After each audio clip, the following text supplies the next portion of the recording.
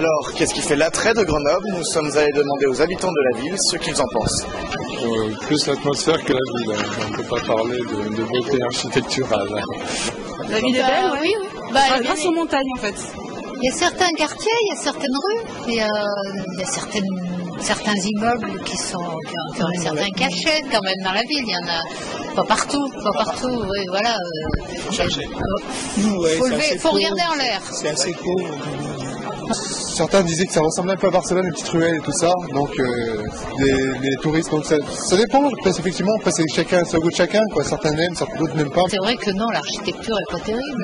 C'est l'image qu'a Grenoble, à cause justement de ces grands boulevards, mais qui quand même néanmoins se sont vus, je dirais, embellis avec la politique de ravalement de la ville.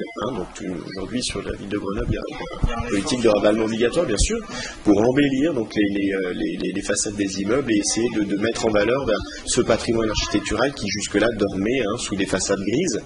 Quand vous arrivez par la porte de France et sur la place Hubert du Bedou, vous êtes tout de suite vous êtes baigné dans le sujet puisque vous arrivez sur une place qui a été complètement ravalée. Tous les immeubles ont été là ravalés, ce sont de beaux immeubles du début du siècle, 1900.